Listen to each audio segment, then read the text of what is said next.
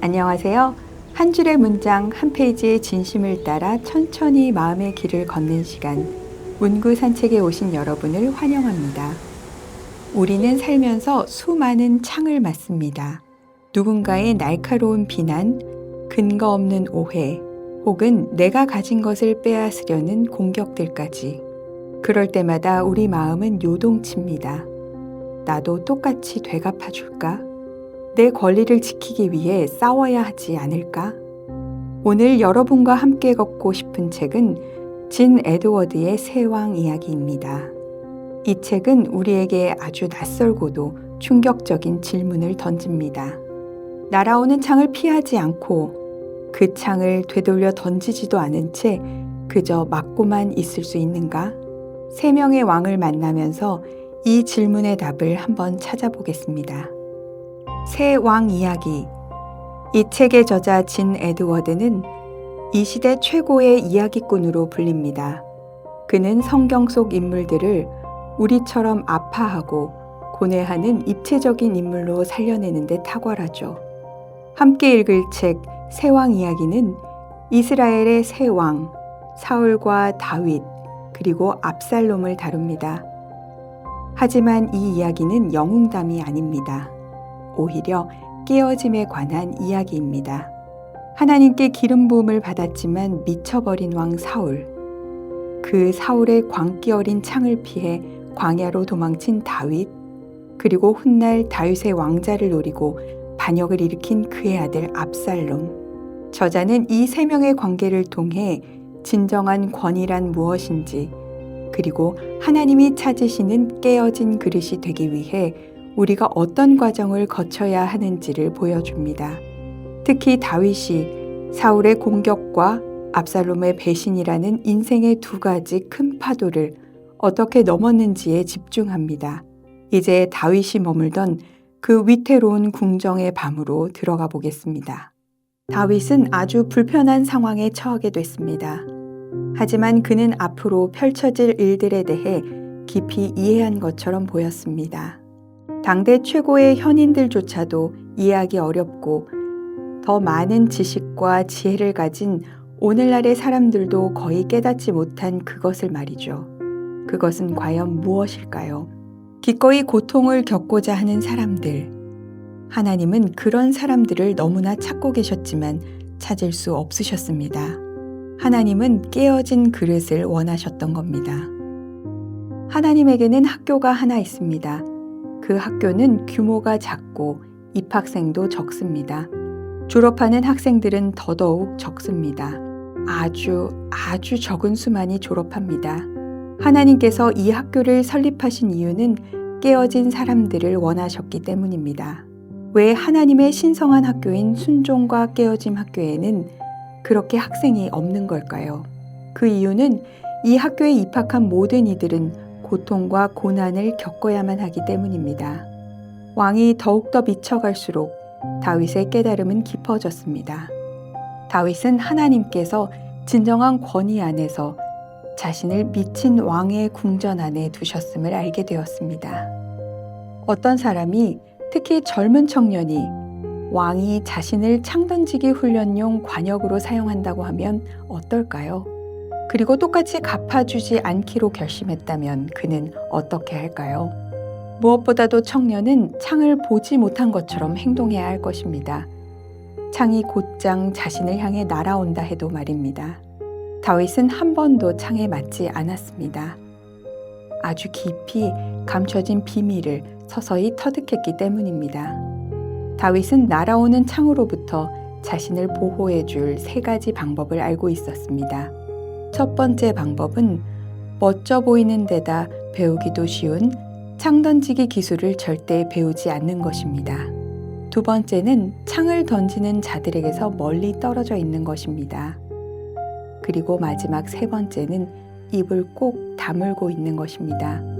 이 세 가지 방법을 지킨다면 창이 당신의 심장을 꿰뚫더라도 결코 당신에게 아무런 영향도 주지 못할 것입니다. 다윗이 머물던 궁전은 화려한 왕궁이 아니라 사실은 거대한 훈련장이었습니다. 사울이 던진 창은 다윗의 몸을 관통하지 못했지만 그의 자아를 갈기갈기 찢어 놓았습니다. 우리는 누군가 나를 공격할 때 그 공격을 반사해내는 능력을 키우고 싶어 합니다. 더 날카로운 창을 준비하고 더 단단한 방패를 맞추려 하죠.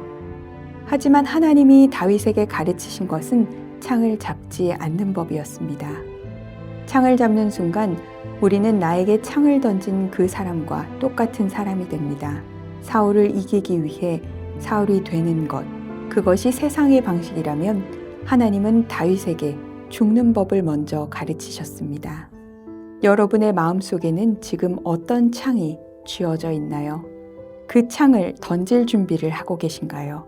아니면 다윗처럼 조용히 흘려보내고 계신가요? 지금 당신의 시선은 잘못된 왕 사울에게만 고정되어 있습니다. 당신이 당신의 왕에게만 집중한다면 지금 겪는 지옥과 같은 고통의 원인으로 계속 그 사람만을 탓하며 비난할 것입니다. 하지만 주의하십시오. 하나님의 시선은 또 다른 사울에게 고정되어 있으니까요. 저기 서서 당신에게 창을 던져대는 눈앞에 보이는 사울을 말하는 것이 아닙니다. 하나님은 또 다른 사울을 주목하고 계십니다. 사울 왕과 똑같이 악한, 아니면 어쩌면 더 악한 사울 왕을 말입니다. 하나님께서는 당신 안에 있는 사울 왕을 보고 계십니다.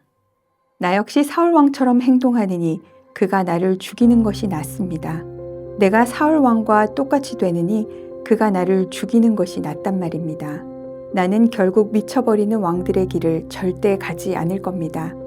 나는 창을 던지지도 내 마음속에 증오가 자라도록 허락하지도 않을 것입니다. 나는 복수하지 않겠습니다. 하나님께서 기름 부으신 자를 죽이지 않을 거란 말입니다. 지금뿐 아니라 앞으로도 결코 말입니다. 세월이 흘러 다윗은 왕이 되었습니다. 하지만 시련은 멈추지 않습니다.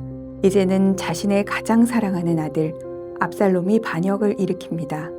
사람들은 압살롬의 명석함과 결단력에 환호합니다. 하지만 노년의 다윗은 다시 한번 젊은 시절 광야에서 배웠던 그 침묵을 선택합니다. 그럼 어떻게 하려고 그러십니까? 계획이 있으십니까? 아니, 계획은 전혀 없다네. 솔직히 말해서 무엇을 해야 할지 전혀 모르겠어. 수많은 전투를 치렀고 수없이 포위도 당해봤지만 대부분 어떻게 해야 할지 알 수 있었지. 하지만 이번에 내가 의지할 수 있는 건 젊은 시절의 경험밖에 없는 것 같아. 지금으로선 가장 좋은 길인 것 같아. 철저하게 아무것도 하지 않는 것이라네. 그 누구도 자기 자신의 마음을 알 수 없어. 나 또한 내 마음을 알지 못해. 하나님만이 아시지. 그런데 내가 하나님의 이름으로 내 작은 영토를 붙들고 있어야 할까? 내가 내 왕국을 지키기 위해 창을 던지고 모략을 꾸미고 분열을 조장하고 사람의 몸과 영혼을 죽여야 할까? 나는 왕이 되기 위해 손가락 하나도 들어 올리지 않았네. 왕국을 지키기 위해서도 마찬가지였네. 그것이 하나님의 나라일지라도 말이야. 나를 이 자리에 올려놓으신 분은 하나님이시네. 권위를 취하는 것도 혹은 지키는 것도 내가 할 일이 아니야. 나는 왕이 되고자 싸우지 않았고 왕위에 머물러 있고자 싸우지도 않을 것이네. 나는 그분의 능력이 아닌 그분의 뜻을 구한다네. 다시 말하지만 나는 지도자의 자리보다 하나님의 뜻을 더 원한다네. 나를 향한 그분의 뜻이 온전히 이루어지기를. 하지만 오늘 나는 여전히 말씀하지 않으시는 하나님께서 그분의 뜻을 보이실 수 있는 충분한 기회를 드리려 합니다.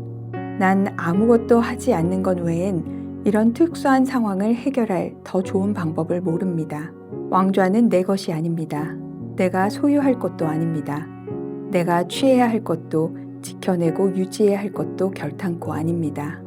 나는 예루살렘을 떠날 겁니다. 왕좌는 하나님의 것입니다. 이 왕국도 마찬가지고요.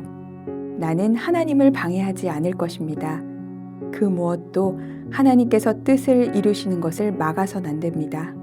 나의 하나님이여 하나님 되옵소서. 진정한 왕은 조용히 왕좌로부터 돌아서 걸어 나갔습니다. 문 밖으로, 궁궐 밖으로, 예루살렘 성 밖으로. 그는 걷고 또 걸었습니다. 마음이 순결하고 순전한 자들의 품 안으로. 철저하게 아무것도 하지 않는 것. 다윗의 이 말은 무기력함이 아니라 절대적인 신뢰를 의미합니다. 내 왕국을 내 힘으로 지키려 애쓰는 순간 그 왕국은 더 이상 하나님의 나라가 아니라 나의 나라가 되어버리기 때문입니다. 다윗은 왕자를 뺏길까봐 두려워하지 않았습니다. 그가 정말 두려워한 것은 하나님의 뜻을 거스르는 것, 그리고 자신의 내면이 다시 사울처럼 변해버리는 것이었습니다. 우리는 종종 하나님을 위해 무언가를 지켜내야 한다고 소리 높입니다. 하지만 때로는 하나님을 위해 그 자리에서 조용히 내려오는 것이 가장 큰 믿음일 때가 있습니다. 다윗의 뒷모습은 우리에게 묻습니다. 당신의 인생이라는 왕좌, 그 진짜 주인은 누구입니까? 여러분은 오늘 다윗의 어떤 모습이 가장 기억에 남으시나요? 우리는 누군가 나에게 창을 던지면 본능적으로 그 창을 잡아 다시 던질 준비를 합니다. 하지만 다윗은 그 창을 잡지 않았습니다. 저자는 말합니다. 그 창을 다시 던지는 순간 우리는 우리에게 창을 던진 그 미친 왕 사울과 똑같은 사람이 된다고요. 가장 무서운 적은 외부에 있는 사울이 아니라 그 사울을 향해 똑같이 분노하고 복수하려는 내 안의 사울입니다. 다윗이 왕국을 포기하고 예루살렘으로 떠날 수 있었던 이유는 그 왕자의 주인이 자신이 아님을 명확히 알았기 때문입니다. 내가 왕이 아니어도 좋다. 오직 하나님의 뜻만이 이루어지게 하라. 이 고백이 다윗을 진짜 왕으로 만들었습니다.